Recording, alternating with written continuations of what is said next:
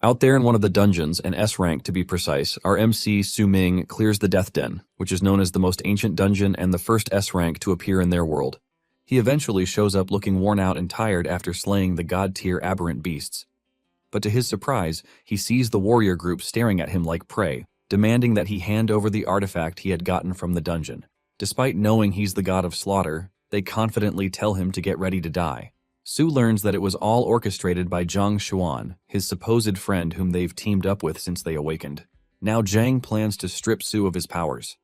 Su gets mad at him and prepares for a showdown by telling Zhang and his men to come for the artifact, the Divine Ring of Defiance.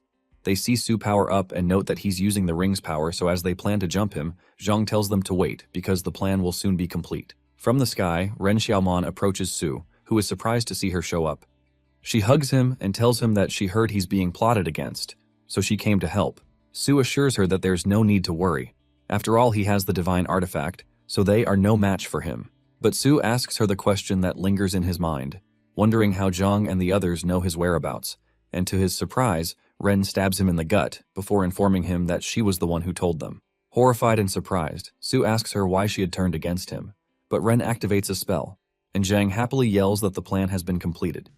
He tells her to activate prison formation, and immediately, Ren runs to his side while chains come out from Su's wound. On that spot, Su realizes that Ren had betrayed him long ago and partnered up with Zhang just for this moment to get the artifact. Su curses them after seeing that he was only used as a tool for their gain, and immediately, they charge at him to get rid of him and get their hands on the artifact. From nowhere, skeletons appear, and a lady named Ji Yao yells at the warriors to stop. The skeletons block the attacks while Ji Yao tells Su not to give up. Zhang sees Yao and tells her that she has a death wish because no one can save them from the number of masters among the warriors who'll face them. As the opposition rains their attacks, Zhang pulls out his blade and cuts Yao. Su screams as he sees Yao fall, and just when Zhang approaches him to cut him down, Su grabs the chains while gritting his teeth in pain, and he forcefully breaks them. The others who witnessed it are stunned after seeing Su use a divine-level technique, which was only possible thanks to the artifact. Su rushes to Yao and asks her why she showed up despite the number of times he let her down. She weakly reaches for his face and tells him that if he must die, then she would die with him. Moved, Su lifts her and angrily declares to everyone watching that he vows on his title as the god of slaughter to hunt and kill every one of them if he's ever reborn. They see Su moving back to the Death's Den and worriedly rush to stop him from taking the artifact with him, but Su takes out the ring and tosses it while jumping into the dungeon with Yao. Later, he regains consciousness while wondering if he's dead, but he sees he's at the academy.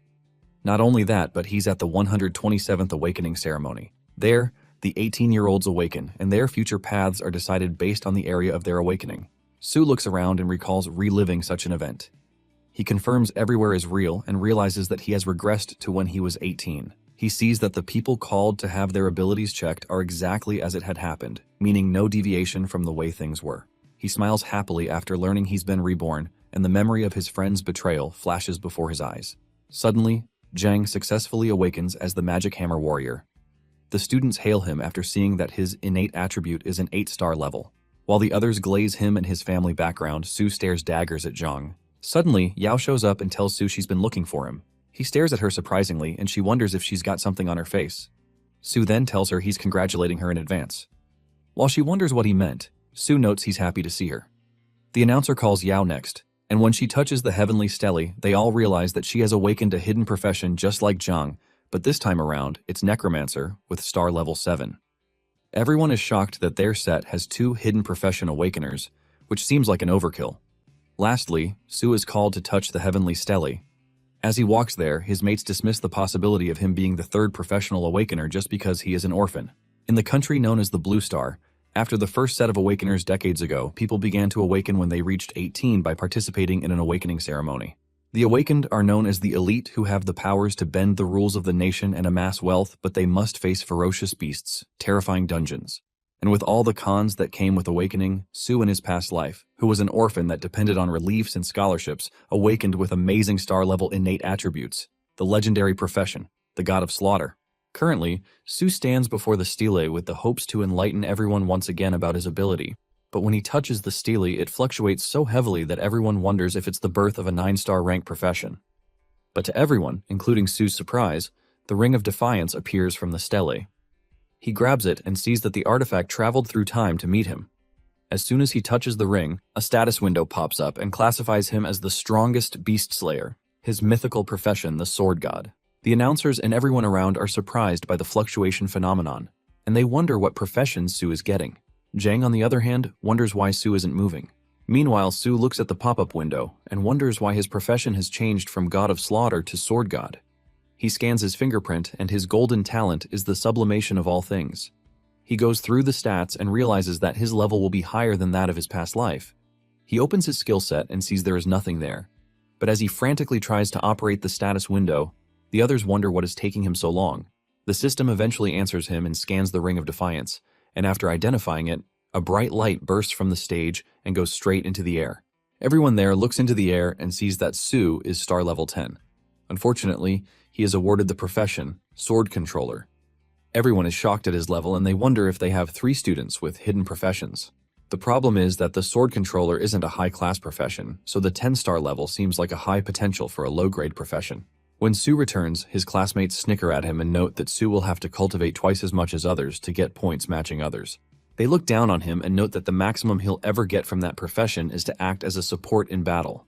Despite all their sadistic remarks, Yao happily congratulates Su and calls him amazing for his 10-star talent. She believes he won't have any problems growing stronger in his profession. Su thanks her for encouraging him and opens up to her by saying that everyone else's reaction was what he wanted. She doesn't understand what he means, but as soon as Ren is called up to the stage to check her profession, all the boys start cheering for her. Yao admires Ren and talks about how Ren is their school beauty. Just like others, everyone anticipates her new profession, but to Yao's surprise, Su walks off and tells her he's not interested. What haunts Su is the fact that Ren had used his talent and betrayed him without hesitation. As he walks off, he notes that he'll have his revenge. On the streets, Su sees there's no change to the environment like he remembers it, and the only exception is his new profession. Su checks his status window and sees his concealment skill, which is one of the 4 skills of his previous life, available in his skill set. The status window adds his former skills to the skill catalog and shows him he's at the very first level. Su plans to hide as much as possible about himself to avoid being used like his past life.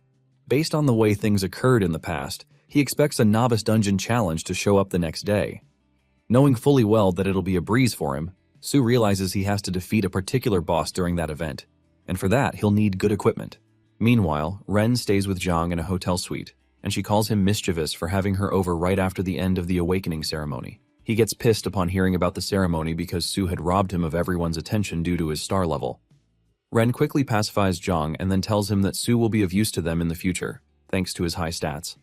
She shows Zhang her phone to prove how Su used to like her, so she types a message which she plans to send to Su to get him to work with her. Su, on the other hand, arrives at the equipment store in the city, and he sees students from nearby schools checking the place out, which means that they too have completed their awakening ceremonies. Su checks around and sees a group of students talking about a Tyrant Frigid Sword, a very expensive diamond-grade weapon that can freeze monsters. As Su passes them by, he smirks as he notes that the sword is actually a fake, which is due to the occurrence in his past life. Suddenly, Jiang Lan from the Jiang conglomerate shows up and introduces herself to him as a worker who knows him. Unable to recall her face, Su tells her he doesn't know her, but that's fine because she wants him to help her sister, Jiang Yuncheng, in the upcoming novice dungeon. To Lan's surprise, Su refuses, but she reminds him that he is poor and will readily cover for any equipment he buys. On hearing this, Su points to a frosty sky sword that's worth 1,000,000 advent coins, and Lan tells him he's making things difficult for her. She asks him if he thinks he's worth the amount, but he reminds her that she was the one who said she would grant him his request. Because of this, Su tells her that there are situations that financial power can't help, so Lan should ensure Yunqing puts in all her efforts for the dungeon test. Lan's guard nearly acts up, but she stops him and leaves with him. Everyone around is shocked that Su played such a hotshot. Su suddenly gets a message from Ren, who tells him she has a change of heart towards him and would like to meet him on the rooftop. He sees that things are still progressing like they did in the past, so he accepts her invitation. After that, he goes to another segment in the store where they sell sword stones. In reality, it's very rare for the sword stones to transform into graded weapons, since most of the sword stones are scraps. The secretary tries warning Su about it, but he doesn't back off and tells her he's ready to gamble his luck since the stones are cheaper. Meanwhile, Su uses one of his skills known as the Eye of Intent to check the stones out till he lands on the surest one. The eye helps him see all the fundamental information about all matters. With that, he selects the raw material and buys it dirt cheap for 50 advent coins. Yang Ding, a rich bully and his sidekick, see what Su is up to, and they make fun of him for being foolish to reject the offer from Jiang's conglomerate and sticking to buying a scrap. To crash their ego, Su tests them by wagering 5,000 advent coins if he gets a silver weapon. They laugh at him and conclude he has some screws loose, so they accept the deal. Su immediately grabs his chance by using his Eye of Insight skill to draw out the weapon in the swordstone. To everyone's surprise, he pulls out a black iron crimson edge sword, a low-grade silver weapon that drinks monsters' blood and heals its master. Su calls it a good weapon, which is perfect for his date later that night. Young Ding realizes he's been had and watches as Su says the weapon has a lifesteal effect, which means he won't need a healer. Su then demands his money, and Young Ding reluctantly pays it to him. The receptionist checks out the sword and finds it hard to believe because it's been years since someone pulled a good sword out of the rocks. Su then meets her for a scabbard and purchases one with the 5,000 advent coins he just got. His status window immediately informs him that the scabbard will reduce the sword degradation by 50%. It asks if Su would like to open the hidden materialization function, but Su declines and declares he's going to raise the grade. With that, Su takes his leave, and as he heads home, he checks his status window and wonders why he doesn't have any single profession skill attached to his sword god title.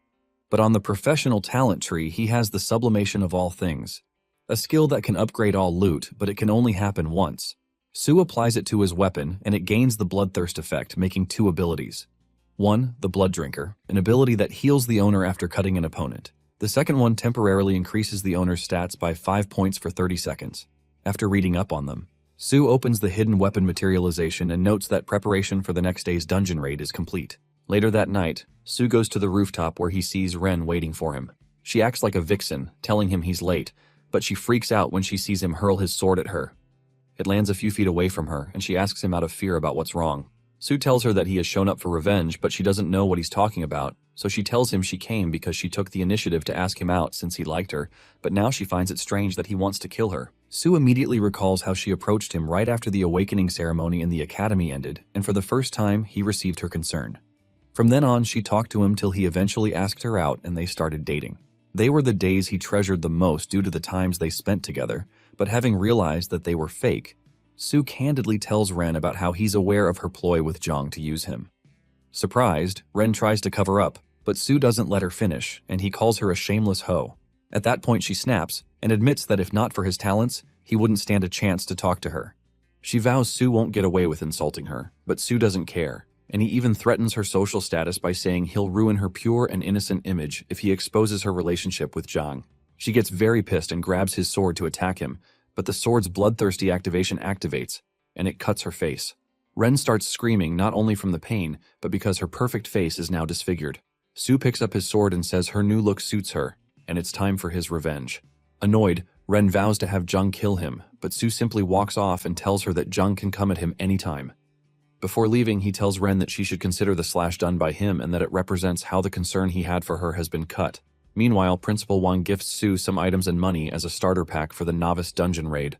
The next day, around 6 a.m., Su chews on the marrow-strengthening pill he received from the principal and wonders if the old man pitied him because of his sword controller profession. Although it tastes bad, Su levels up and gains a passive talent to master all types of sword skills without restriction. As Su walks to the venue, he plans to show the other students what he's got in the novice dungeon. By the time Su gets to the venue, a lot of students clamor to team up with him, but he declines their request and tells them he is already on another team. Coincidentally, Yao hears him and feels down because she came very early that morning, hoping to team up with him. Su mutters to her not to team up with him because he'd be worried about her getting hurt since he's going after something dangerous. While they discuss, Yanzi shows up and introduces himself as a level 9 demon hunting ranger who wants Su to team up with him. Su remembers him from his previous life, but as he wonders how to turn Yan down, Yao covers for him by telling Yan that she has already teamed up with Su. She chases everyone else, and Su notes she's reliable. A few minutes before 7, the principal addresses them via a live stream as the dungeon portal opens. He explains the rules to the student, mentioning how they get points by overcoming challenges and they are to finish within a day. As he riles them up and advises them to team up, Yao looks around but can't find Su, who was with her moments ago. Immediately, as the principal kickstarts the event, the students talk about how someone has already gone beforehand.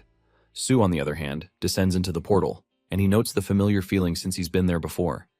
Back then, he moved around recklessly, trying to stockpile contribution points, but this time around, he plans to face the most difficult challenge, which is to slay the ultimate hidden boss. He eventually arrives inside the dungeon and notes that his spawning point is different from that of his previous life, which is why the place, route, and monsters are different for the challengers. Su conceals his presence from an elite tree monster even though he can deal with it because he doesn't plan to waste time fighting foot monsters, and his priority is the hidden boss. He checks the map to the route to the hidden boss and then notes that he has to hurry so he has a head start in raking items. Around 7:30 a.m., Yunqing and her party spawn not too far off, and they notice the place is quiet. All of a sudden, they see a particular student being hunted down by a giant frenzied blood rat.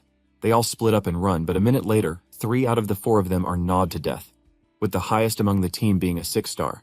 Everybody still outside the portal is concerned because someone that high didn't even last long in the dungeon. The announcer then orders them to form teams as quickly as possible because the challengers inside need help. Meanwhile, Yunqing, the only survivor of her team, runs so far that she loses track of where she's at. Out of the corner of her eye, she sees an ape monster, and the creature leaps at her with killing intent. Scared to the bone, Yunqing screams for help, and behold, the monster gets slashed multiple times by Su. While everyone else in the dungeon suffers from the monster's onslaught, Yunqing wishes she had stayed hidden, but as she sees Su easily cut down the ape, she realizes he's very strong and assumes the ape is dead. Su corrects her that the ape isn't dead yet, and she should be careful because he won't save her the second time. She quickly bolts to get reinforcement for him, but that's exactly what he needs, some alone time. Su uses his Eye of Insight and learns that the ape isn't ordinary but a mutated ape king, so he concludes that it's the reason the ape had survived his slashes. The ape charges at him, and Su sees that the creature is very fast. He evades its attack and then decides to challenge it in a speed contest. To do that, Su uses his 3rd skill from his previous life, which is the Divine Shadow Step. Su attacks the ape, and as the primate tries to counter Su's slash butt, Su appears right behind it and baits it with some slashes. The ape turns around and leaps at Su, but Su sees he outclasses it in speed and he finds it boring, so he goes for a finisher by lopping the head. As a result, the system rewards him with a linear slash scroll for successfully defeating the mutated ape king.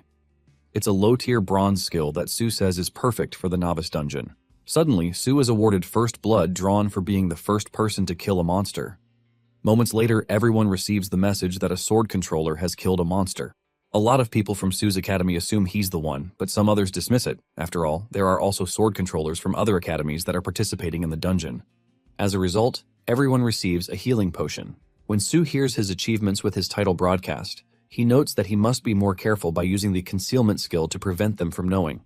As Su waltzes through the forest, he sees a pack of monster wolves and calls them the perfect specimen for his newly acquired slash skill he got from defeating the Ape King. He activates the skill known as the Iaido slash and then draws the blade from his sheath after focusing his mind.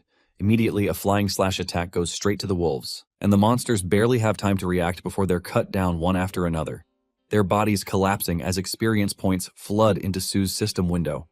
He continues the efficient slaughter without hesitation, steadily farming until his accumulated experience climbs to 8,000. At exactly 9:30 a.m., Su upgrades to level 9, and the system promptly notifies him that he has obtained the title called Legend of the Hungry Wolf. Glancing through his notifications, Su calmly reviews his success and acknowledges the efficiency of his Iaido skill, especially when paired with his sword's unsheathing ability, which releases the energy stored within the scabbard at the moment of draw. Curious, Su decides to test it further. He channels the accumulated energy and releases a sharp, crescent-shaped energy slash toward another group of hungry wolf monsters confronting him.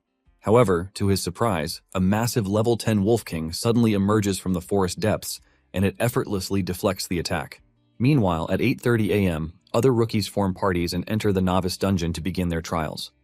Thereafter, they encounter a mutated field mouse and engage it with everything they've got. The fight is messy, and there are casualties along the way, but after a hard-fought struggle, the creature finally falls. Hyped, the rookies cheer as they receive experience points and celebrate the defeat of a special monster. Riding the high of their victory, they decide they can't afford to fall behind the player who drew first blood and sent them potions earlier. However, they receive another message from the system, informing them about another player getting first blood on a leader monster. Surprisingly, the player is a level 9 fisherman who obtains the Leader of Leaders title with that achievement. Unease spreads through the group, and they wonder if the profession they once dismissed might actually be terrifyingly strong. 10 minutes earlier, Su steadily chips away at the Wolf King's HP, his movements precise and controlled. From his perspective, the beast is nothing extraordinary. With one final strike, he brings it down and calmly remarks that it's no match for a reincarnate like him. Following that, the system congratulates Su for defeating the silver-backed Wolf King and lists out his rewards. He gains 500 experience points, upgrades to level 10, and sees the proficiency of several skills increase. Loot from the fallen leader also appears in his inventory. Meanwhile, the other rookies finally overcome their own opponents, and Ding realizes just how much effort it takes to deal with a simple pack of hungry wolves. Fortunately, the dungeon title reward, which is an attack boost scroll, arrived in the nick of time to aid them during the battle. Seeing that a level 9 fisherman easily dealt with such an ordeal, Ding fumes and mutters that the dungeon must be mocking them. Not long after, Ding throws away his crappy novice machete because of its low damage. He grumbles about the money he lost, knowing he could have purchased a far better weapon. His lackey tries to praise Sue's luck, but the sore loser snaps at him to keep quiet, venting his frustration over having to bear the loss alone. He complains about his slow progress and blames the deadweights in his party. Furious, he hopes to meet Sue in the dungeon so he can vent his anger by sending Sue to the afterlife. The lackey tries to soothe his anger, and they soon return to grinding experience points. Elsewhere, Sue triggers his primary profession change task upon reaching level 10. The system informs him that the task will be randomly selected based on his current circumstances. Rather than feeling anxious, Sue feels grateful because in his previous life, he had already left the novice dungeon before he reached level 10, causing his task to scale to an E-rank dungeon he was challenging at that time. However, he still couldn't complete the task and had to grind up to level 15 before going back to complete it. This reduced the benefit of the rewards he got, but he decided to change the outcome in this new life. Soon after, the system assigns him a task, which is to defeat the Guardian of the Red Rock Cave, a powerful elite monster. Seeing the location, Sue relaxes because it's still within the novice dungeon and the task feels manageable. With a confident grin, he invests his accumulated points into agility. When the agility attribute breaks past 100, the system congratulates him again and grants him a sword god profession skill called Sword Martial Master. It is a passive, low-grade platinum skill that allows him to equip any sword-type weapon regardless of level requirements. Meanwhile, inside the meeting room of First Academy in Xuanjing City, a board member reports to Principal Wang about the compiled data from the rookie dungeon, specifically highlighting the top talents standing out. Principal Wang scans through the list before asking if any statistics are missing, since Sue's name is nowhere to be found. The board member calmly reassures him that nothing is missing and that the information reflects all the data returned from the dungeon without exception. She then draws his attention to the rookie who drew first blood in the dungeon. Based on the timing and anonymity, she suggests that the person in question is most likely Sue. Principal Wang pauses at that revelation to think about Sue's supposed underwhelming performance and questions his judgment since he gave the lad a novice gift pack, but he's still not in the top 500. Before he can think further, the doors swing open and Xuanjing City's vice mayor, An Ranling, barges into the meeting room. She confronts Principal Wang directly, demanding an explanation. Apparently, he had previously informed her of Sue's 10-star awakening, yet the rookie dungeon data her secretary provided shows no trace of him. From her perspective, the situation makes little to no sense. Principal Wang attempts to calm her down and advises her to reduce her expectations because even if Sue is a 10-star talent, people with his profession usually have slightly weak early-game combat power. However, Ranling keeps rambling and accuses Principal Wang of lying to her just to get more Heavenly Tower Council qualification tokens that year. Unrelenting, she goes on to point out Yan Zhe, a 9-star talent who's currently second on the rookie list, as the best candidate to compete with the neighboring city's genius, Li Chen Guang. She also suggests the Zhang family's legitimate son, Zhang Tang, as another potential since he has 8-star talent and a cool hidden profession. After analyzing these potentials, she decides to give Principal Wang 2 qualification tokens, even though every school should get a minimum of 3. She claims it's because the academy has been flopping for the past 2 years and then threatens to give him no slot in the coming year if they underperform this time. She casually brushes off the what-ifs he's talking about and leaves to attend to her busy schedule. Shortly after, Principal Wang looks at the tokens, disappointed because he couldn't secure an extra slot with Sue's talent but instead got one less. He then puts his hopes on Sue and looks forward to a better result. Meanwhile, outside the Red Rock Cave, Sue studies the map and confirms that he has reached the task's location. Fortunately, his journey was uneventful, with no troublesome monsters along the way. However, he never explored this cave in his previous life, leaving him uncertain about what lurks inside.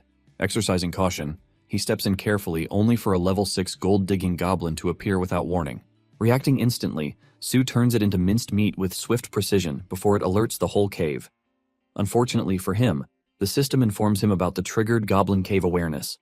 To his surprise, a horde of goblins suddenly spawns, and he realizes that the first-class change task isn't some easy-peasy one. Just then, the system tells him that all the goblins in the cave will launch fierce attacks at him. Presumably, the triggered goblin mode is a self-indulgent lifestyle that goes against every social norm. Without hesitation, Sue begins mowing through the goblins, but the sheer number of enemies is overwhelming. Concern creeps in as he notices his weapon's durability declining. Suddenly, a massive goblin attempts to ambush him from behind, but Su narrowly evades, only to face coordinated arrow volleys from smaller goblins. Several arrows graze him despite his blocks, confirming that these monsters are far more intelligent than expected. The onslaught continues, steadily chipping away at his HP. Su calculates his remaining mana and realizes that, at this early stage, it won't sustain prolonged combat. Facing a swarm supported by an elite goblin, he abandons brute force. Choosing flexibility over pride, Su retreats into the shadows, preparing to lure his enemies into traps of his own making. Still within the depths of Red Rock Cave, the unfortunate goblins stumble straight into Su's ambush, and he cuts them down one after another with clean, decisive strikes. With that, Su calmly assesses the situation and concludes that as long as he controls the battlefield and maintains positional superiority, he can fully unleash the potential of his Iaito skill. Soon after, he clears out every remaining small goblin, leaving only the elite variant standing. Meanwhile, outside the cave, several rookie players linger near the entrance, hesitant to venture inside because of its difficulty. Among them are the two unlucky individuals who lost a sword bet to Su days earlier, Ding and his lackey.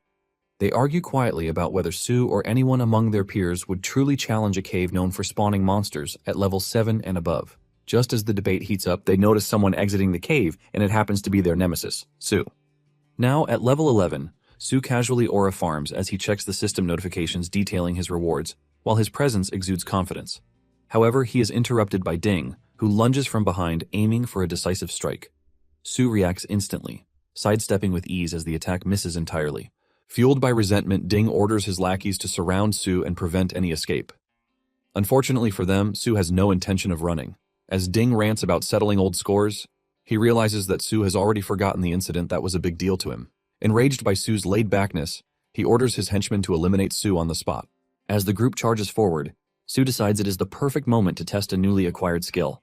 With a thought, he summons his sword and activates the sword control skill, manipulating the blade through telekinesis. The sword darts through the air, grazing and forcing back his opponents with precise control. The attackers freeze in disbelief because sword control is a technique typically reserved for mid-stage sword controllers, far beyond what a rookie should wield. Unknown to them, Su obtained the skill as a drop from the elite goblin and elevated it from silver to gold tier with his talent. Su quickly realizes just how well the skill synchronizes with him and briefly considers how fast word of this ability will spread among the rookies. Thereafter, he checks the rewards from clearing the cave and discovers a hidden location map. The map outlines a path connecting the first-class change to the final stage, sparking his curiosity. As he scans the map, he is surprised to find a new quest tied to Red Rock Cave, referencing goblin commerce and their lifestyle.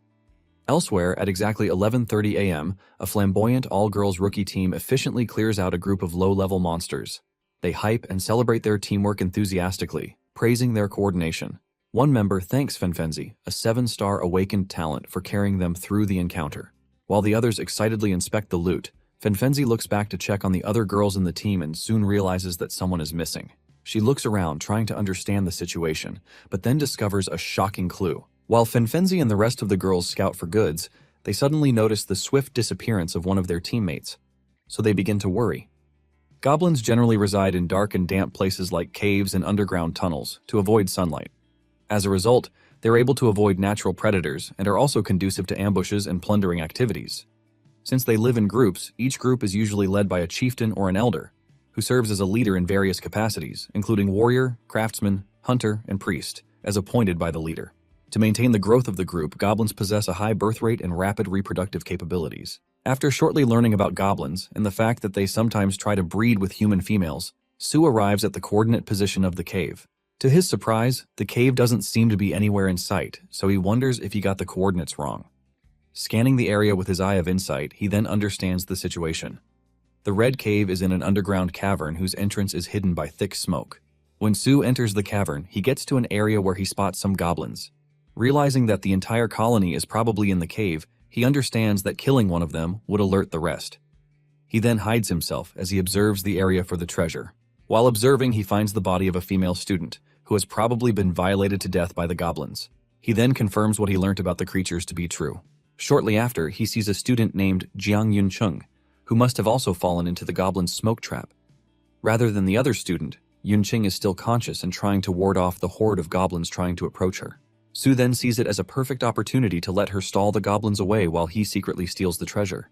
While he turns to leave, He suddenly hears her yell that her sister is the vice director of the Jiang'an conglomerate, and that she will reward anyone who can save her. Realizing that Yinting is the sister of the vice director, he spoke to him about it, and Su decides to intervene. While the goblins charge at Yinting to attack, Su suddenly tosses his weapon into their midst. He then uses his sword control technique to unsheath it, creating an immensely strong light called Iaido Slash. Since the goblins are natural enemies of light, they immediately flee from the scene. Given that Su didn't kill any of the goblins, none of the other goblins in the cave get alerted. Yunqing thanks Su for saving her, but he simply replies that he just happened to be passing by. She also tries to bring up matters about the reward for saving her, but Su tells her to focus on making it out of the cave alive first. While he tries to leave, she begs him not to leave her behind, but Su sternly replies that she'd only slow him down. He then suddenly discovers that the treasure is buried under where they're standing. After digging it out, he decides to use his sublimation talent to improve the quality of the chest, transforming it from a silver tier chest into a low-grade gold tier lottery chest. Just like the name implies, a lottery chest can randomly draw high-level items, skill books, or equipment with a high probability. Opening the treasure chest, Su is given a Shadow Flow set and a Platinum-grade Soul Healer skill scroll, which are both far from what he expected. Seeing that he was only rewarded a Shadow Flow set and a Soul Healer skill scroll, Su gets disappointed as he had worked extra hard, expecting a more bountiful reward. The Shadow Flow set seems quite useful to him, but the Soul Healer skill scroll stands out weirdly as it doesn't match his profession at all. Yinqing remarks that it probably appeared because of her. She then introduces herself as a 7-star Soul Healer, taking Su completely by surprise. Su then immediately receives a notification from the system, stating that Yinqing has now joined his team. Meanwhile, in a different location in the dungeon, Yao randomly stumbles on the dead bodies of her peers. Before she can react, Li, the student responsible, sees her and makes her his next target, forcing her on edge. After a while, she gains some distance from him, so she conceals herself and tries to sneak away secretly. She then accidentally makes a loud noise, alerting Li and causing him to charge at her with a heavy attack. Thanks to her quick reaction time, she's able to slightly evade the attack and gain some distance again. Surprised at her swift moves, Li mentions that he never expected a girl like her to hold out against him for so long, remarking that the Xuanjing Academy might not really be entirely trash. Yao asks why he's killing them when, based on his school uniform, he clearly goes to a school in the neighboring city. Li then responds that his level 10 first-class change task happened to assign him to kill 50 players.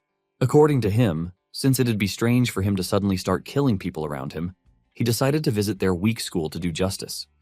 He also states that their academy is to blame for being the one with the record of having the most trash students in several cities.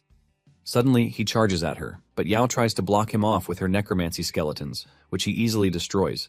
He then calls her weak as he chases her with a fatal attack. Just before the attack hits her, someone blocks it off, to their surprise. Yanzi then reveals himself with his teammates and promises to protect her. Meanwhile, not too far from the Red Cave, Su submits treasure fragments to the system and gets a notification about completing the primary class change task. He then gets promoted to first class as his swordsmanship power, speed, and proficiency increase in double folds. Yinqing, who uses the Soul Healer skill scroll, also unlocks some advanced skills that make Su raise an eyebrow. He then concludes that she must have an infinite amount of luck. Thinking about the great things he could accomplish with that amount of luck on his side, he reconsiders his options and agrees to complete the dungeon with her. Hearing this, Yinqing gets so excited as she begins to yap about how her sister had hired a group of thugs to help her achieve this same goal, but ended up being ineffective. Although Su naturally doesn't like the matchup, he does it solely for her skill. After becoming teammates with Yinqing, Su receives a message from Yao, so he decides to check it out. Meanwhile, back at the Battle Avenue, Li, Yan, and Yao are both surprised to see that he has not been fighting with his full power the whole time. In a matter of seconds, he wipes out Yan's entire team without breaking a sweat. He also easily blocks off Yan's powerful long-range attacks, making him seem useless. Based on the research Yan had done beforehand, he can identify Li as a genius, awakened 10-star talent with a blade maniac profession. After defeating all his men, Li approaches them slowly, ranting that he has only been able to kill 35 people, and that he's still far from his goal. While he approaches, Yan, who is a ranged professional, remarks that he can only barely stand the chance if he manages to gain some distance. But that might be troublesome at the moment. Yao also remarks that her mana has bottomed out and that she can no longer use her necromancy. They then both realize that they're cooked. Seeing that they have nowhere to run, Li charges at Yan to take care of him first, but to his surprise, he gets interrupted by Yao, who blocks him off. She instructs Yan to run as far as he can while she tries to hold him off, but Li gets pissed by the fact. He attempts to deliver a fatal blow but gets interrupted by a strange sword. Su has come to their rescue. Yao had texted him earlier to warn him of the danger in her area, but he had decided to come instead. Seeing her, Su gets flashbacks to how she protected him in his past life as well, which led to her death. This time around, he promises to protect her. Su then uses his sword control skill to retrieve his sword, which he uses to clash with Lee. Seeing him, Lee identifies him as the level 10 sword controller he heard about, but he doesn't expect him to have the upper hand, as he's only a controller. Watching from a distance, Yan remarks about how amazing Su is. He then considers providing long-range support to elevate their chances of winning. Suddenly, he and Yao feel the impact of someone using healing magic on them. Yinqing then reveals herself from the sidelines and introduces herself as Su's teammate, putting them in shock. Su had boldly told them he was planning on going solo, so seeing him with a teammate strikes a bit of jealousy within them. While she heals them further, Yan asks her to hurry up so they can join Su in the fight. Yinqing replies, telling him not to worry, as Su is way stronger than they think. After a while of clashing with Su, Lee wonders why a sword controller possesses the movement techniques of a sword prodigy. After observing Su's sword skill, Lee commends him greatly, admitting that his strength exceeds his expectations. However, he declares that it's time to finally decide which of them is stronger. Hearing his name, Su remarks that he heard of Lee in his past life, but never got the chance to meet him personally. He then smiles as he charges back at him to see if his sword is sharper or if Lee's blade is harder. When he gets close enough, Lee attempts a flying stab with one of his blades, but Su blocks it easily. Lee then exposes that it was a trap and that Su has fallen for it. According to him, the blade energy drawn by his blade's flying stab attack is enough to lock the enemy in place for another attack. He tosses his second sword at Su, but Su easily tosses his sword as well to block the attack. He then uses his sword control technique to redirect the bearing of the sword, making it charge at full speed at Lee, who is now weaponless. Lee manages to dodge the attack but gets grazed in the process. He then picks up his sword and charges at Su to retaliate, but Su evades all his attacks easily, getting him more frustrated. Shortly after, Su controls his sword back while trying to spite Lee. Yinqing, on the other hand, completes the healing process, so Yan and Yao try to rush over to support Su. To their surprise, when they get there, they find out that he has already defeated Lee. While Su turns around to leave, Lee gets up and uses his last energy to attempt a deadly attack, which catches Su completely off guard. It's his strongest skill, which he has been saving for last. It encompasses a rainforest rapid blade attack, which unleashes a series of continuous slashes into the area. Seeing how the tides have turned, Yao tries to rush in to save him, but Yan stops her, telling her she'd only be throwing away her life in the process. Still, she struggles to set herself free, stating that she doesn't mind dying as long as she can save Su. Su then responds, telling her to listen to Yan and not get close. Cheng watches in shock, because he is holding on to Su-ming after hitting him with so many blades, but he is not dead yet. He is left wondering how this is possible, and just then, Su-ming asks him if he is sure that he hit him. It suddenly dawns on Cheng that the voice he is hearing is not coming from the front. Suddenly, Su-ming's body that he is holding onto vanishes, and this is when he realizes that it was a substitute all along. Su-ming appears in the back, teasing Cheng that he finally notices this. Su-ming has a coat on his body and he makes sure to aura farm as he steps into the limelight. Su-ming says he is pretty sure that Cheng wasn't expecting a normal sword controller like him to have such a skill. It turns out that Su-ming is currently donning the shadow sect that he obtained after opening the treasure chest. One of the effects is called the Surge of Darkness, and this is a skill that after equipping it, all sword technique skills deal additional dark attribute damage. This damage can bypass physical defense. The set skills include the Shadow Clone, which spawns a fake shadow as a defense. If an attack is carried out when the Shadow Clone is active, it will deal an additional follow-up slash. The power of the slash is equivalent to 50% of his normal attack damage. As Su-ming closes in on Cheng, he lets him know that he is able to do this thanks to his equipment set skill. Cheng doesn't want to believe this because he doesn't think there are collectible sets in the novice dungeon. In fact, there is only one way to do that, and this is the player completing the Profession Change quest. Cheng panics when he realizes that this is the case, and he is also pissed that Su-ming did it faster than him. With no strength left to fight, Su-ming tells Cheng that all that is left is for him to slaughter him. Su-ming slashes him on the chest, but just as he is about to finish him off, a bright light appears above, covering Cheng.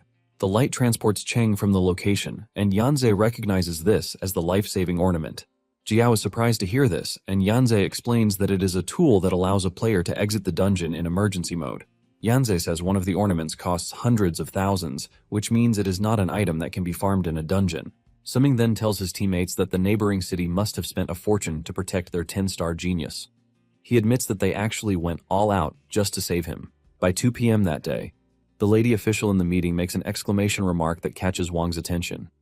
Wang is busy eating a cup of noodles, but he doesn't let this stop him as he asks the lady if she has managed to retrieve the real-time level rankings of the players in the dungeon. She says this is not the case, but the data feedback shows that multiple players are actually in the 9 o'clock direction between 12 and 12:30 p.m. Wang asks her what is strange about this, since it is normal for players to run into difficult monsters that would kill them.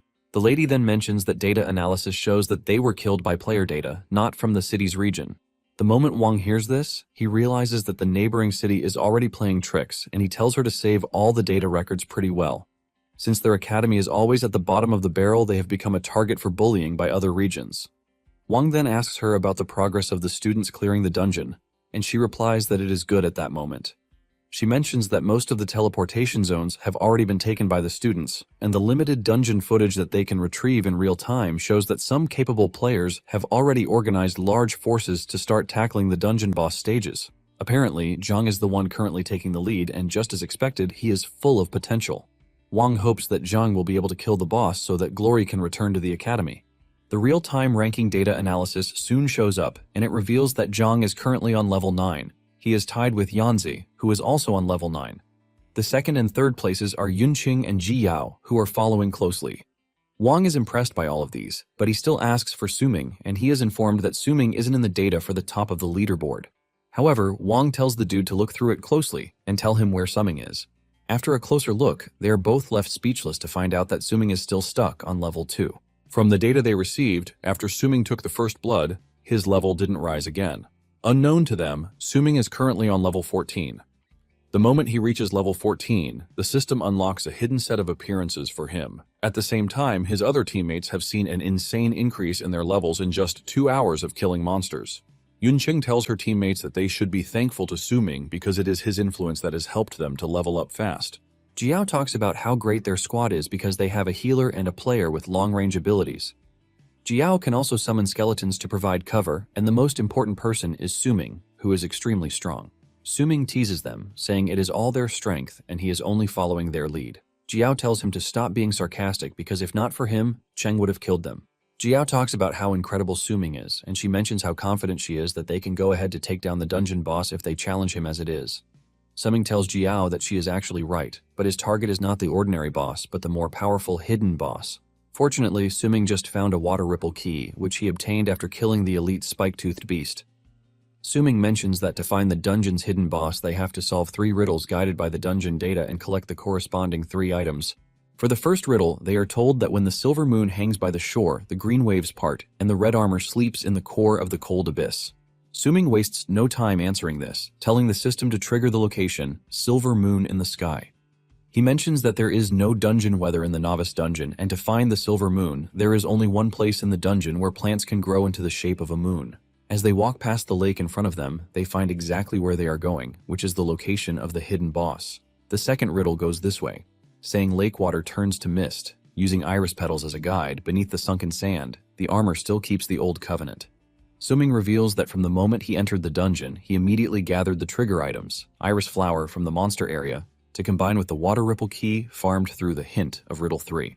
As for the third riddle, it goes on to say, hold the star-patterned key to reflect on the lake bottom. 9 ripples circle the bedrock. The knight pillows his head, his sword, waiting for light to break the turbid waves.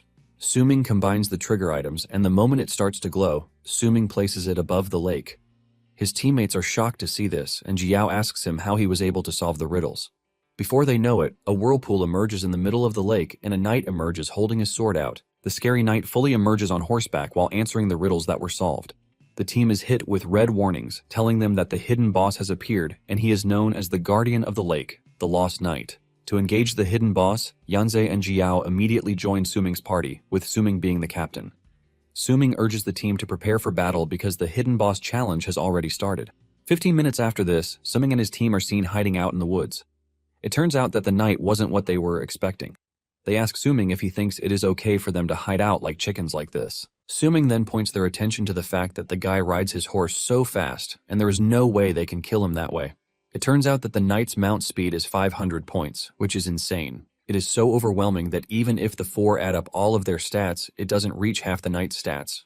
While the team is hiding out, the knight is taking down students he can get his hands on. Before they know it, the hidden boss has taken out 3 waves of students already, and since they are the ones who summoned the boss, They believe that it is their duty to set things right. Moments later, Jiao tells Suming that by following his instructions, they have used up all the mana potions of everyone in the squad and have set up the delayed trap. Suming thanks Jiao for her hard work, and he tells Yanze and Yunqing to follow the instructions they have planned ahead. It turns out that in Suming's previous life, he never challenged the hidden boss, and it is common sense that most awakened wouldn't risk choosing to summon a hidden boss in the novice dungeon shortly after awakening in life. In addition, the novice dungeon can only be challenged once in a lifetime, which is why not many people are aware of the presence of the hidden boss. Apparently, the answer to the puzzles was vaguely in record, and when Suming found it, he memorized it. However, what he didn't expect was that the hidden boss would be equipped with a mount possessing a speed of 500 points. To take down the annoying boss, they have one option, and that is to knock him off his horse. Yanze kicks the plan into motion, and by standing on a cliff, he fires multiple hunting shots at the hidden boss.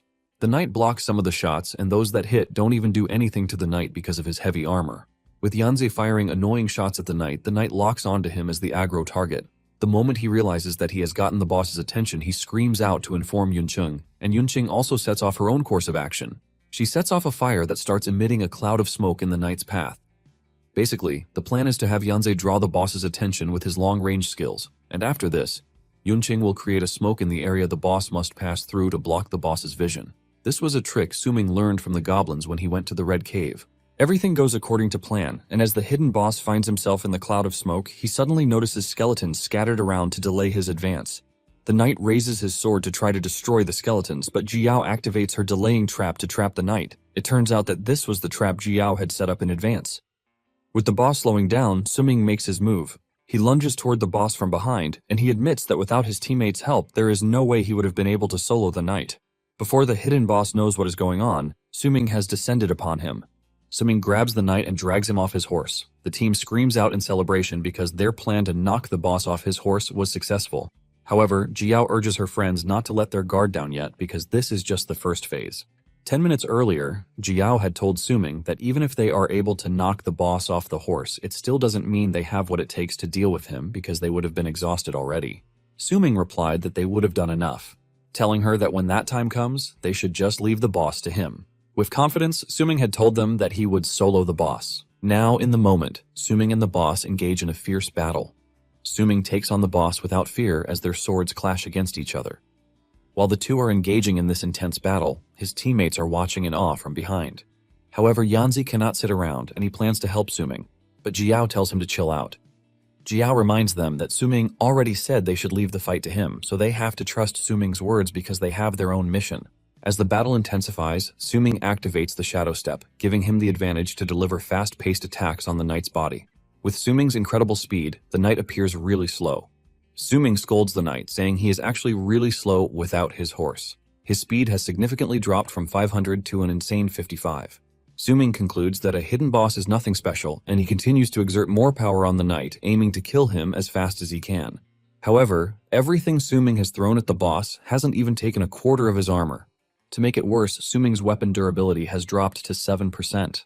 It dawns on him that his sword's durability isn't enough, and thanks to the knight's armor, he is slowly becoming a pain to deal with. He decides to pull back a bit, and while he is hiding out in the tree, Suming notices that the knight is looking around.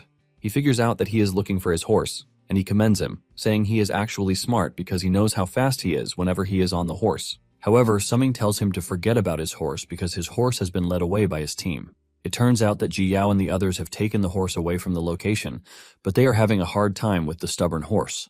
Nonetheless, Jiao tells her teammates that they have to do everything in their power to make sure that the horse doesn't return to the knight.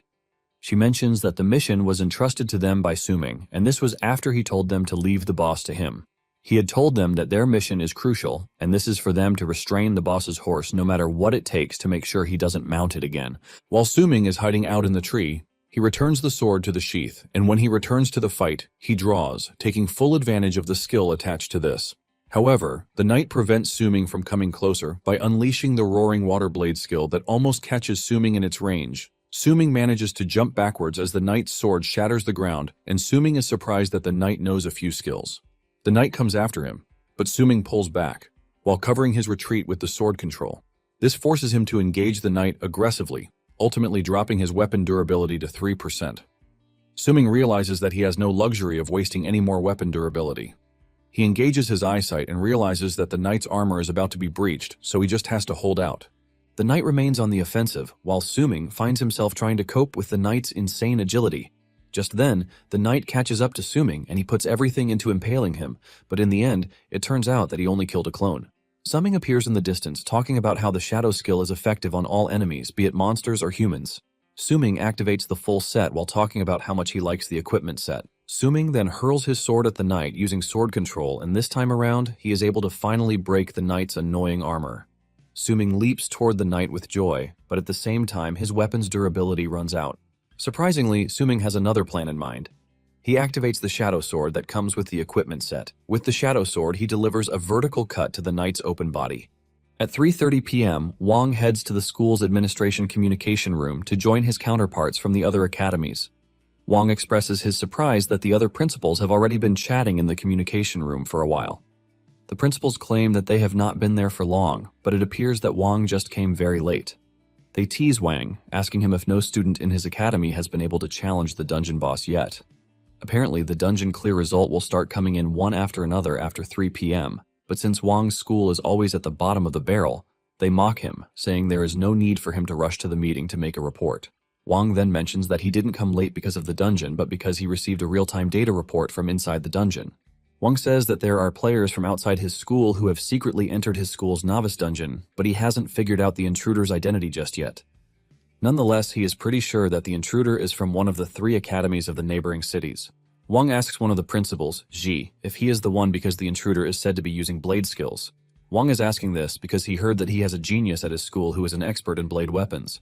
Ji replies with anger, telling Wang to stop saying trash without evidence, revealing that Cheng is currently challenging the final boss of their school's novice dungeon. He boasts about Cheng's talent, saying he is pretty sure he is going to clear the dungeon in half an hour. The Dongling Academy principal also uses the opportunity to boast, talking about how his academy has 3 students who are currently challenging the boss. The Nengang Academy also joins the fray, saying its students are on the verge of clearing the dungeon. When Wang hears this, he realizes that the other academies are having an easy time with the boss, so it would be better for them to race against the clock. He knows that the implication of failing this year is just 2 slots to the Sky Tower Assembly, which will be the fewest in history. Basically, from reports, the student close to clearing the dungeon is Zhang, and Wang is putting all of his hope on him. In the dungeon, Zhang is actually putting his best into challenging the final boss, Simba, which is a level 15 beast. Zhang and his team look totally battered, but they keep going at the beast. Zhang's team suffers massive casualties, and some of them start running away because they have realized that they stand no chance against the boss. While others are running away, Zhang decides to fight the boss alone because he plans to take the dungeon's clearing reward no matter what. It turns out that Zhang is motivated by the message he got from Xiaoman telling him that Suming hurt her.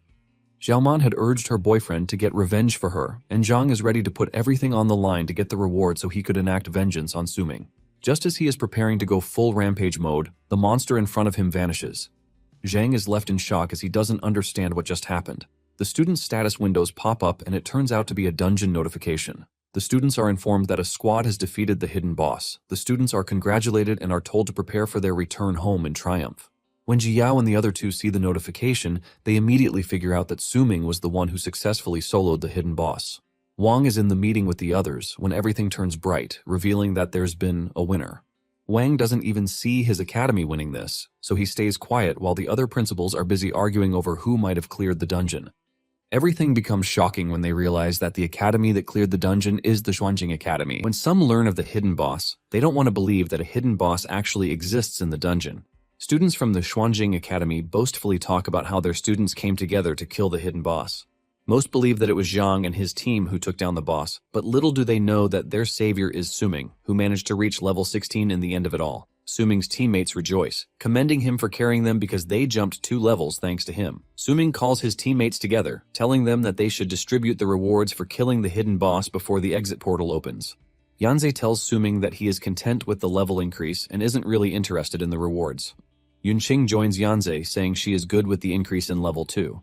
Yanze mentions how Suming has helped them so far, from saving them from Cheng's blade to unlocking the secret of the hidden boss, and finally taking down the boss. Yanze says he feels guilty that he didn't really do anything, so taking rewards sounds somehow wrong to him. He's in the middle of his yap when Suming allocates an incredible bow to him.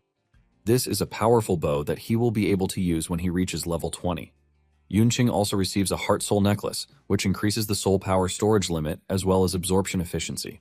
As for Jiao, she is given a scroll, Blood Armor Undead Summoning.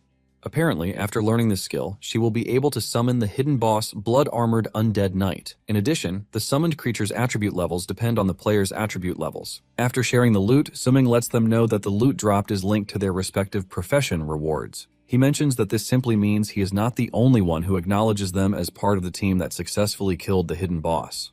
Suming proudly tells them that the dungeon acknowledges them because if not for their help, the challenge would never have been completed. Just then, the dungeon congratulates the students for clearing the dungeon, revealing that the whole exercise lasted for about 8 hours. Suming lets his teammates know that time is up and it is time for them to leave. Suddenly, a portal opens behind them, and Suming explains that every time a dungeon is cleared, it enters the settlement phase. The contribution rewards for every player challenging the dungeon will then be settled into the real world after they leave the dungeon. As Suming approaches the exit, he commends his teammates for doing a good job. Moments later, the students start exiting the dungeon, and those who have lost loved ones start crying their eyes out. There is a lot of wailing among the students because the casualty rate is pretty high. Suming takes a look at the situation and realizes that everything has been revolving around the awakened from the onset. While some are crying that they lost people, there are some who are happy that they obtained rewards, which shows that it is all about survival of the fittest.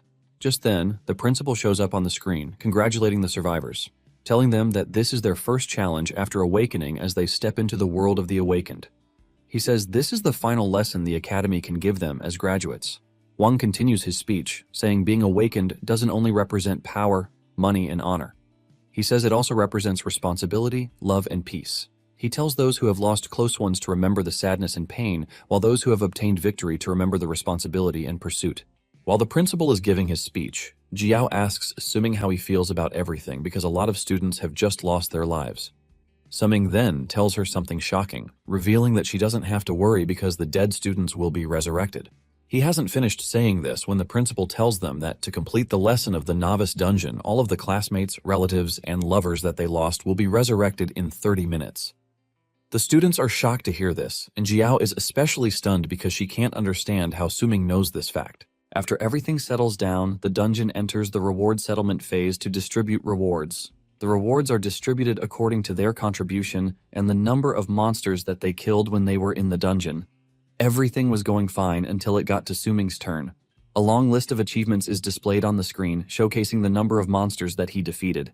The dungeon regards his achievement as the perfect challenge, while revealing that his final evaluation is S rank.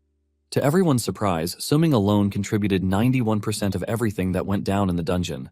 Later on, Suming shows up at the data room where the principal is waiting. As he opens the door, the principal addresses him as the #1 student, but Suming isn't even concentrating on all that. Bro had slept off, which is why he came late to the summons. In the final rankings, Suming came first, while Yanzi and Zhang are tied for second position. Third place was Yunqing, while Jiao took fourth position. Suming figures out that he has already graduated, so there is no need to keep a low profile anymore. In addition, he doesn't see any reason to modify his information because in the future, the gap between him and his classmates will be thousands of miles apart. While Suming is busy thinking about his future, the principal is holding onto his leg like his savior. Suming asks the old man how long he plans to continue holding him, but all Wang can do is thank him. Wang says he doesn't know how Suming did it, but he is glad that he was able to pull the school from the bottom of the barrel after so many years. Wang starts talking about how the other principals were left speechless after the rankings came out. Wang reveals that their academy is the first among the nearby 4 cities, and Suming is the first in all academy novice dungeons. Suming asks Wang about Cheng's ranking, and he reveals that he took 3rd place in the ranking of all academies. Wang says that from what he heard, he didn't perform optimally because he was injured. Wang then asks Suming how he was able to kill the hidden boss because even if he has a 10-star talent, he is just a sword controller, which is a weak profession in the early stages.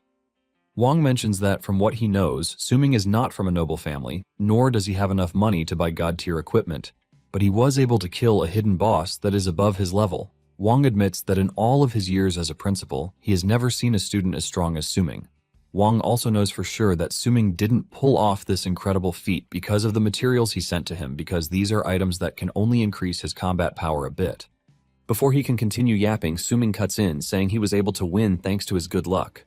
Wang is confused when he hears this, and Suming tries to make it more convincing, saying he had luck and obtained many useful skills and items. Wang is surprised to hear this, and he asks if the novice dungeon has so many powerful items and treasures. Suming says yes, revealing that in addition to all of these, he was lucky to have met a group of good teammates. Suming makes sure to beat around the bush as much as he can because he obviously can't tell Wang that he was reborn. Suming says he wouldn't have been able to defeat the boss without his teammates' help. After hearing this, Wang concludes that Suming is not just an outstanding student but also a powerful leader. Wang then reveals that when the other students showed up earlier to receive their rewards, Jiao wouldn't stop praising him, saying it was a blessing to have teamed up with Suming. Suming reveals that Jiao actually sent him a message that morning, suggesting that they come together, but he was the one who refused because deep down he knew that Jiao would find a way to embarrass him, since she is used to praising others. Suming is about to leave when the principal stops him, handing him his token of the Sky Tower Assembly. Wang says thanks to Suming's performance, the vice mayor who had originally looked down on them had no choice but to allocate more tokens from other academies to their academy.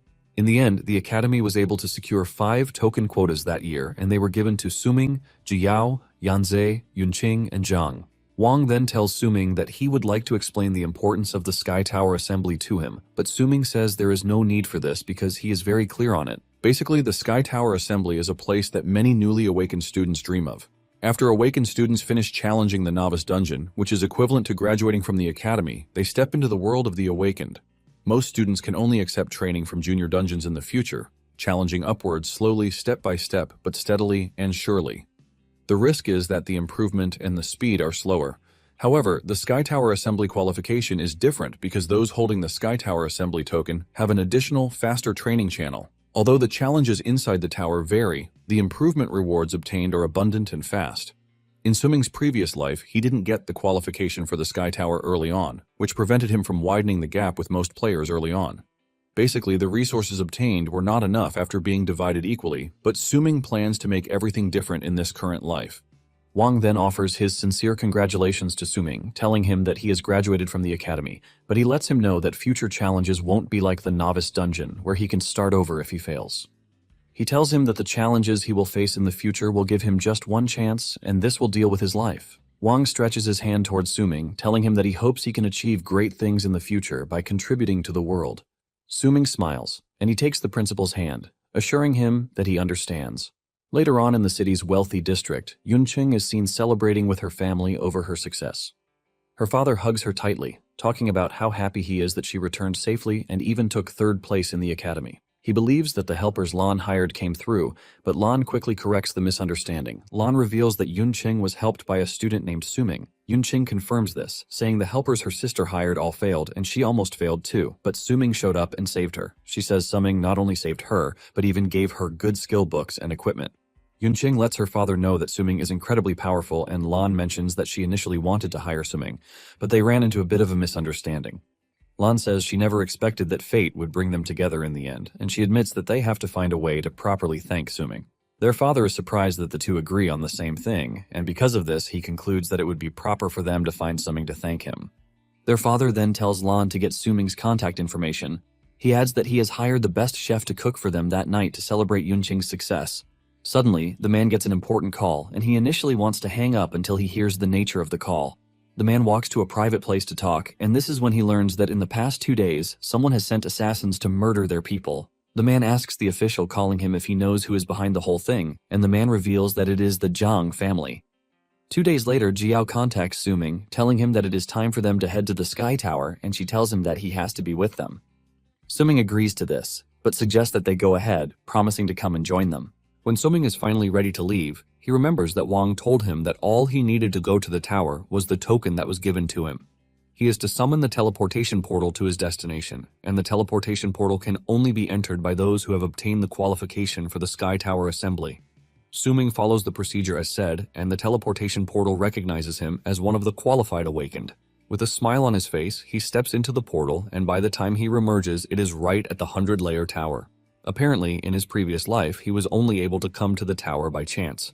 He looks around and realizes that the other challengers have been teleported to the scene, but Suming is just glad that he finally has the chance to challenge the place again.